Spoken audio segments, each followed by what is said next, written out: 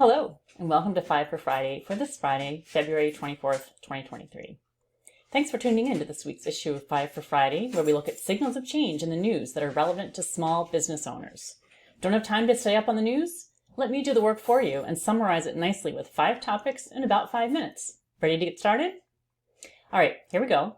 We'll start with topic number 1, cool new innovations. In the news this week, apparently, the demand by Gen Z TikTokers for complicated, customized drinks at Starbucks has led the company to file a patent for a new machine that will make the lives of their baristas much easier, while still enabling custom options like the kids these days seem to like. Good thinking, Starbucks. Another intriguing innovation, the world's fastest shoes. They come with motorized wheels and sound freakishly dangerous to me, but you never know. I sure hope they did their customer validation. There's a couple more articles shared in the newsletter for those who subscribe. But think about, how does this news relate to you? Think about the importance of both innovation and customer validation. You can't create a solution if there's no problem, but you can't keep doing things the old way if you want to stay in business. So be sure to set aside some time regularly for brainstorming to come up with some possible new innovations and stay current for your customers. All right, moving onward to story number 2, water, too little and too much. Too little in the states that depend on the Colorado River for their supply, which has been going down slowly and getting close to emergency levels. Not to mention, if the water levels are too much lower, then no electricity can be generated by Lake Powell either, a double whammy. Meanwhile, on the East Coast, they're dealing with too much salt water taking over the land.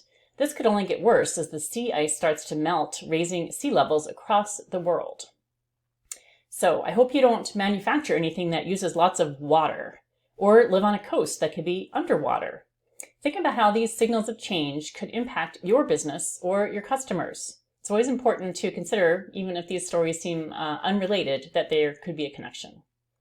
All right, with that, let's move on to story number 3, digital marketing trends.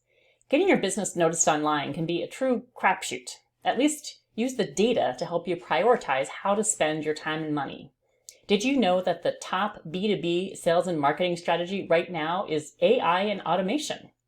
Others include video marketing, influencer marketing, and a mobile-first strategy. Are you doing any of this for your business? Be sure to look for tools that can help make this all easier too. There's a link to a great infographic in the newsletter if you subscribe.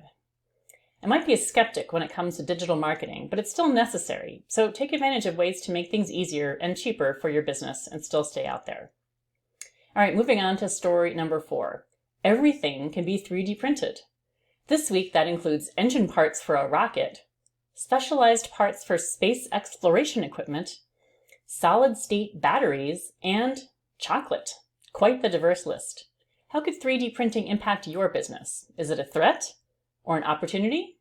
I hope you're paying attention to this signal of change because it's only going to grow. And now let's move on to our final story, story number 5, the future of work. Part 2, maybe, from last week. More trends in the news.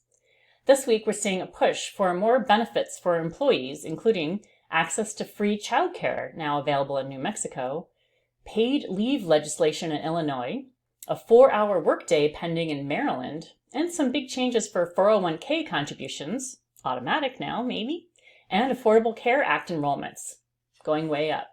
While small businesses have been exempt in the past for some employee benefit requirements, it looks like things could be changing, especially if some of these changes are taking place by state rather than federal government.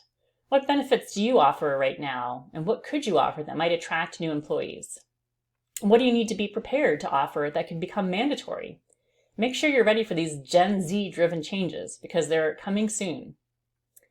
All right, that's it for today. Thanks for joining me for this week's 5 for Friday.